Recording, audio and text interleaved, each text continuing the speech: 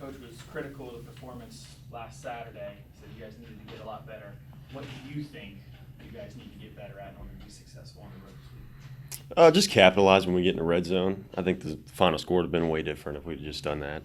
Did a lot of good things Saturday.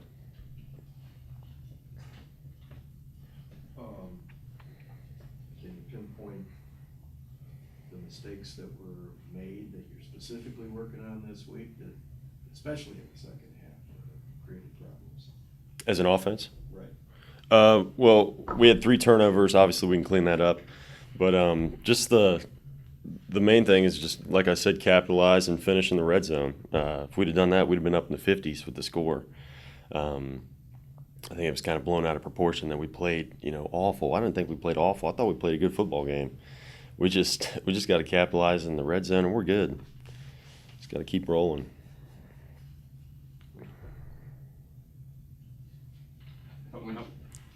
How was Brock with the offensive line with that coming back? It was good, yeah. Coming back in the transition. It was nice having him back.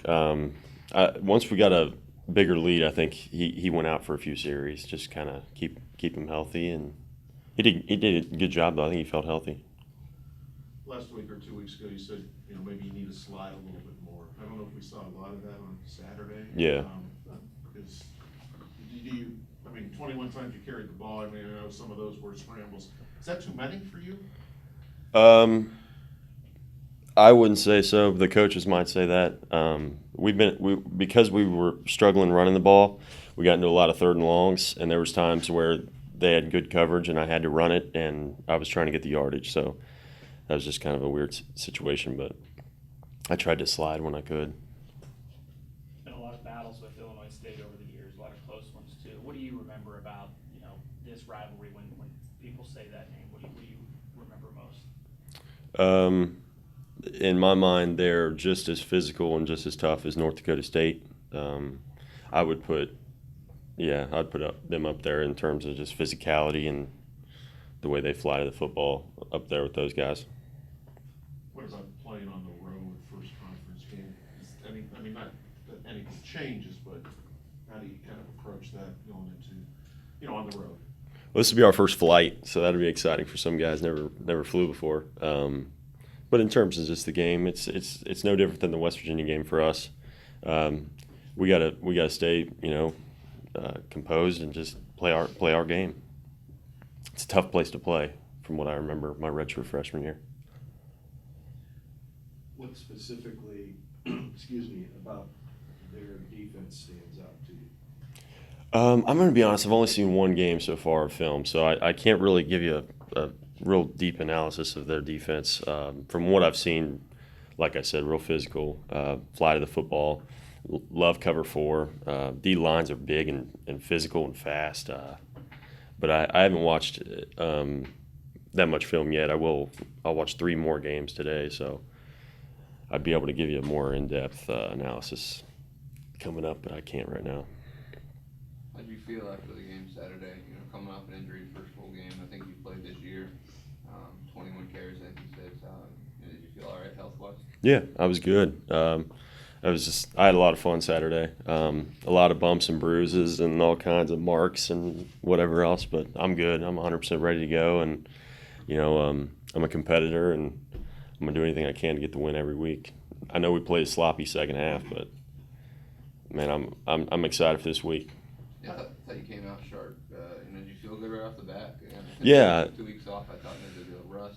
Yeah, I thought there would be too, but I came out good. I think I was 10 for 12 for like 200-some yards and hit like 6 to 8 different receivers, and we were just running and gunning, and we were having a lot of success. And then I don't think they made a lot of adjustments defensively. Their main objective was to stop the run and make me throw, and I thought we did really, really well.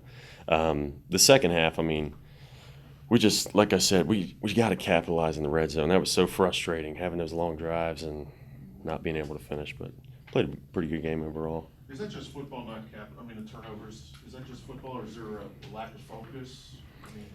A little both. There was some like the second interception. That was just good. That was just a miscommunication between me and the receiver, and the defensive guy made a good play. The first interception was completely my fault. I'm 100 times better than that. I know not to throw late over the middle. As soon as I released it, I knew I screwed up. But the second one, I mean, I couldn't really control it. It was just a good play. I mean, maybe not from you personally, but from a team aspect. Oh. You know. So, yes, you try to control it the best you can, though. I mean, we can't be having turnovers like that.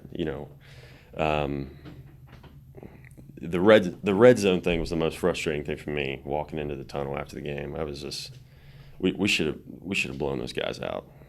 That was a good team we played, but that score should have been way higher.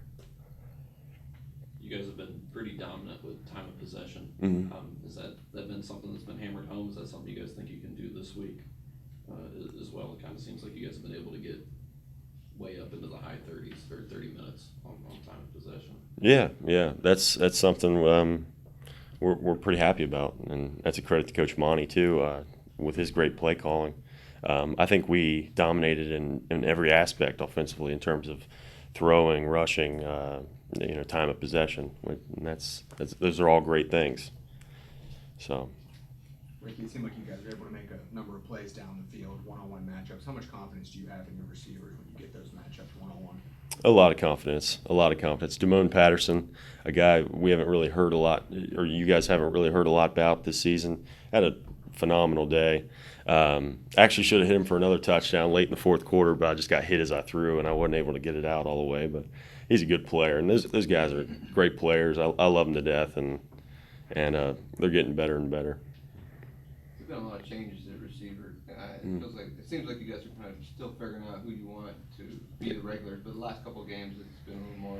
There's been a little more continuity. Do you feel like you have a pretty good rapport at this point as far as timing goes, and knowing the way guys run certain routes and things like that? Yeah, definitely. One thing over the years I've been here is the depth at receiver has been a huge issue, and that's one thing we don't have to worry about this season. The fact that we have so much faith in all those guys is a credit to Coach Christ, and I'm excited for those guys, and it's nice that we can have a guy run a deep route, didn't get the ball, and he can run off, and we'll have faith with another guy. It's nice. What do you think held is holding back Isaiah Scott? I know he's only a sophomore, but he's a starter. I think he only has a couple catches. Is that just the way the teams are playing him, or is there, what was the reasoning? Do you think?